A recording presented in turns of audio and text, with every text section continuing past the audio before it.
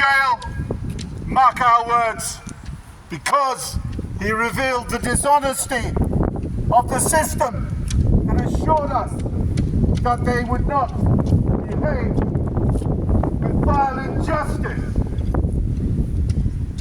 They had a whole corps of journalists and news systems to hold them to account. So how could it possibly be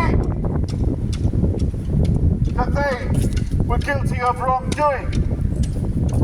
What Julian did was to inject reality into a whole corrupt and crumbling moral morass where they just lie and lie again, because the commonality of corporate ownership and corporate interest in the whole of the economic and military system worked to cover up banana republic standards. Only gangs go out to use justice as a weapon, to use law as a weapon to create injustice.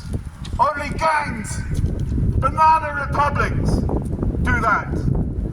Julian showed that that's the ethic in which we live. That is why he is in jail.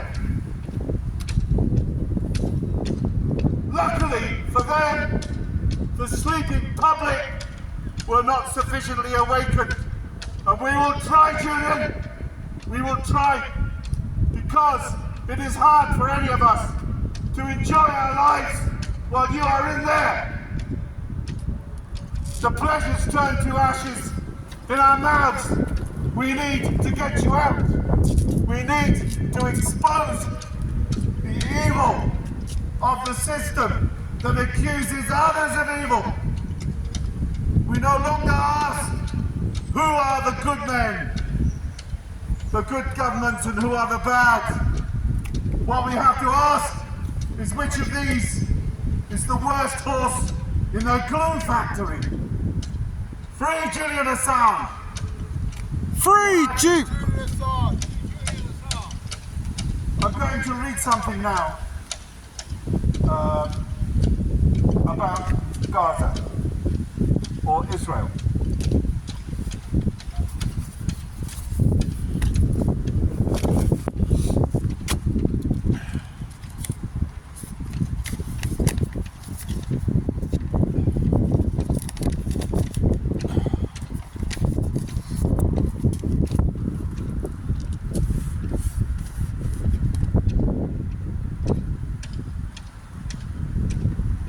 The refugees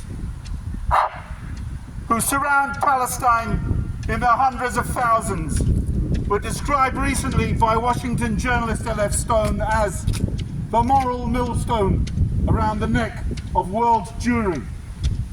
Many of the refugees are now well into the third decade of their precarious existence in temporary settlements.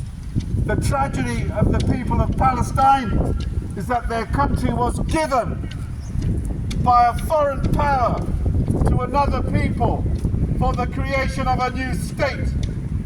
The result was that many hundreds of thousands of innocent people were made permanently homeless. With every new conflict, their numbers have increased. How much longer is the world willing to endure this spectacle of wanton cruelty? It is abundantly clear that the refugees have every right to their homeland from which they were driven, and the denial of this right is at the heart of the continuing conflict. No people anywhere in the world would accept being expelled en masse from their own country. How can anyone require the people of Palestine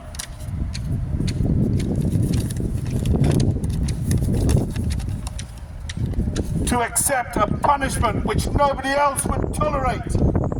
A permanent, just settlement of the refugees in their homeland is an essential ingredient of any genuine settlement in the Middle East. are frequently told that we must sympathize with Israel because of the suffering of the Jews in Europe at the hands of the Nazis. I see in this suggestion no reason to perpetuate suffering. What Israel is doing today cannot be condoned, and to invoke the horrors of the past to justify those of refugees to misery the President is gross hypocrisy. Not only does Israel condemn a vast number of refugees to misery, not only are many Arabs under occupation condemned to military rule, but also Israel condemns the Arab nations only recently emerged from colonial statehood to continued impoverishment as military demands take precedence of the national herd. All who want to see an end to bloodshed in the Middle East must ensure that any settlement does not contain the seeds of future conflict. Justice requires that the first step towards the settlement must be an Israeli withdrawal from all the territories occupied in 1967. A new world campaign is needed to help bring justice to the long-suffering people of the Middle East. What I just read was the last speech of Bertrand Russell, founder of CND and world-famous philosopher, Nobel Prize winner. That was in 1970. He never gave that speech. It's the last one he wrote, and he died before he gave it. But I thought we ought to hear it today. Free Julian Assange! Free Julian Assange!